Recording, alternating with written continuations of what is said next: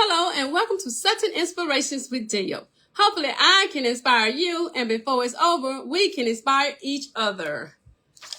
I was looking at a word today in a book that I was reading called Mind Your Mindset.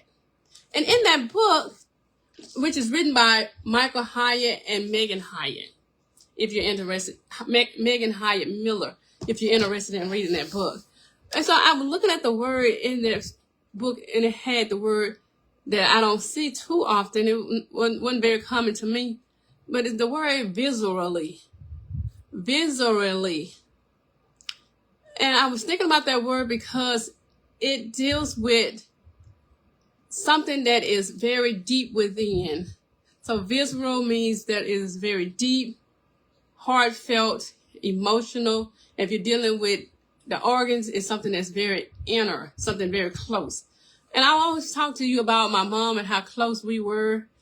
And I also still in some sense, I feel like I still am, because I can hear in my inner thoughts different things that she say, and sometimes it make me laugh. But I never really say anything on live about my dad or dads. Yes, dads. Because and when I was looking at the word visceral and visually, it reminded me of how deep the role of a father and stepfather has to be, especially when you have a stepfather who is just as close to you as a father. And that makes me thought about the role of stepfathers in our life. A lot of times you don't realize that they have to take on a big responsibility to take on the role of somebody else's child and love that child as if it's their own. But then, so with me, my love for my fathers, I can't even say stepfather, my father is so strong that I just tell people I have an Alabama dad and I have a Georgia dad. And that's how I look at it, because it's not going to sound traditional, but I love them equally. I love my father in Alabama just as hard as I love my father in Georgia. And I love them both. And then now that my mom is no longer around, no longer in my picture, in my life, I look at that now and say, okay, God, you knew, and the finite wisdom that you have, way before I could even think about not having a mom, that I was going to need both of those father figures to fill the void that I had in my life. Hello, thank you for joining. And so as I think about the void that I have without having my mother in my life, and then having a father and a stepfather, and I say, okay, I can see how the Lord helped me along the way with that situation, because he did not leave me without a mother. In a sense, he left me with two fathers. I had a person that I can lean on this side, and I had a person I can lean on the other side. And so when people, I don't even consider having a stepfather. Even as a grown-up, I still don't consider that. That's the first thing from my mind, because I never used the word step, because my Alabama dad is so near and dear to me, just as well as my Georgia dad. So I just say Alabama dad and Georgia dad. And so people say, well, which one's your dad? I said, they're both my dad. And so that's how I look at it.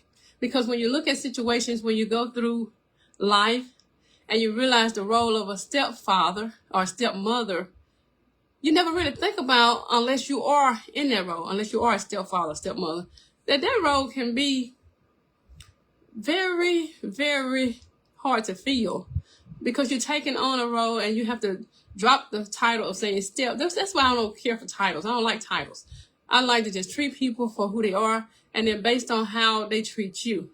And so I was treated very well, grew up very well as far as with both of my dads. And so I just say my dads. And so this time I wanted to say how important they are both in my life. I can pick up the phone and call Alabama dad, and I can pick up the phone and call Georgia dad, and I can laugh and talk with Alabama, I can laugh and talk with Georgia. And I just love the fact that I have that strong relationship with both of them.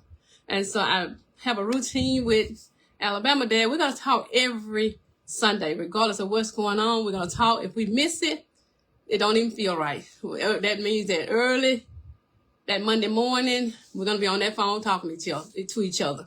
And then also with my Georgia dad, we talk 2 or 3 times a week, all through the week, laughing and talking. And so it's just a wonderful thing to just be able to have that connection in your life, having those people who support you as you support other people. And so they inspire me as well as I inspire you, and you inspire me. It's always good to have that network where you can enjoy that support system, having that supportive person, because they are both my counselors. Because I can lean towards Alabama and I can lean towards Georgia, and I truly listen to both. And then sometimes my Georgia dad and I get on the phone and we start talking about the different things that connect with our spiritual lives, and we just get on the phone and just talk for hours, talking, praying, laughing, joking. He'll sing. We just have a great time. Then I can get on the phone with my Alabama dad, and likewise, strangely enough, we get on the phone. He'll talk about what happened at church, what happened at work, and we'll laugh and talk and have a great time once again. And so what I'm saying, I said all that to say, don't take for granted the roles that people have in your life, because you never know how impactful that is. Because you can't just look at a person and say, oh, well, they'll be there forever. You don't know that. So always find a way to tell somebody that you really care for them. Let the person know that you love them. I found myself not hanging up the phone without letting both my dads know that I love them, because I do. And then, so I just truly know that those words not just have power, but they have action. People need to know. You never know what another person's going through. So you never know what your words can do to help another person. You never know what your words can do to hurt another person. So be careful with your words. And that's what made me look at the word viscerally. Because when I was looking at that word, I said, that is a powerful word. Because you can do so many things from the heart. You can do so many things from the love that you have that's deep within you. Because that's what visceral is. It's something that's words that deal with feelings that are deep within you. So deep that it can be like your internal organs. So make sure that you love someone today. Let somebody know that you really care for them. Let them know how much you appreciate what they're doing for you in your life. Because it's always good to just let them know. Because you can see it in your actions. But sometimes people just want to hear it. They just want to hear that you really care for them. So continue to not just, hello, Perry, thank you for joining. So continue to let a person know that how you feel about them. Because just because you say, well, they know, they probably do know. But sometimes it's good to show it through your actions.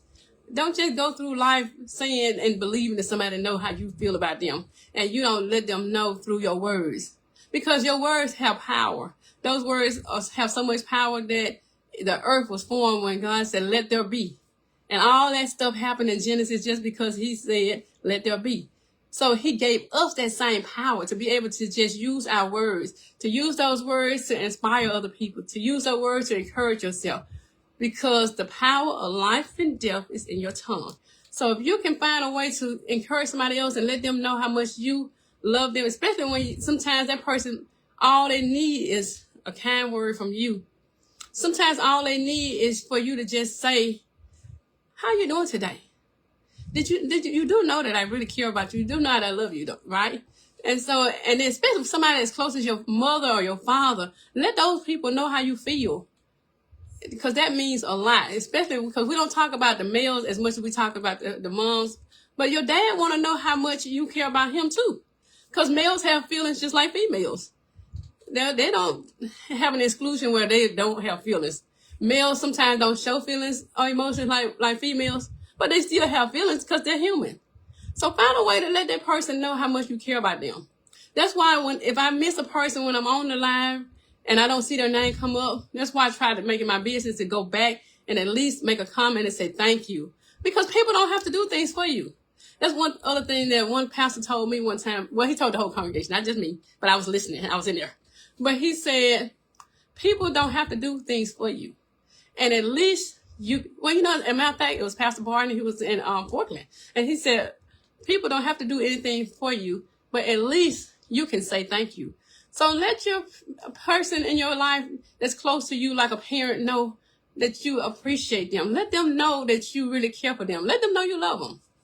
And see how much that helps with not them, but you too.